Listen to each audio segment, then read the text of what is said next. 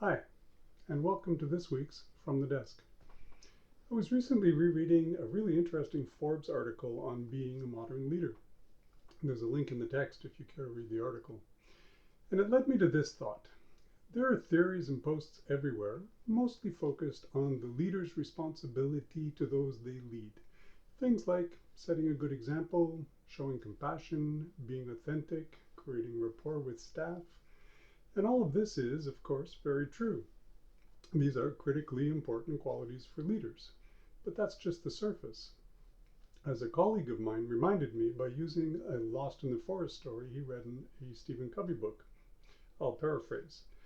There's an organization that's lost in the forest. The staff is busy clearing the underbrush to create a path. The team leads are responding to details as they come up. The managers are making sure everyone has tools and are pointed in the right direction. And the executives are high up in the trees looking out and focusing on strategy. Long story short, from the treetop, it's obvious there's trouble ahead. Like hills, valleys, weather, lots of things to navigate around. So how do leaders plot and navigate a strategic course and communicate those strategies down to managers, team leads, and staff with clarity and without freaking anybody out? And for the best results, information has to flow in both directions.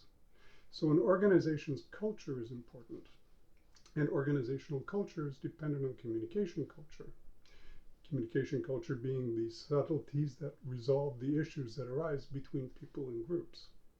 So a leader's perspective includes gathering knowledge, creating strategy, and communicating that strategy to a mix of supporters and resistors while focusing on adjusting the strategy in response to internal and external influences they may not be able to predict any better than the weather.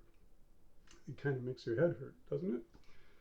And that, my friends, is a quick glimpse into a leader's perspective, which is part one of this series on the complexities of modern leadership. So thanks for watching, and I'll see you next time. Cheers.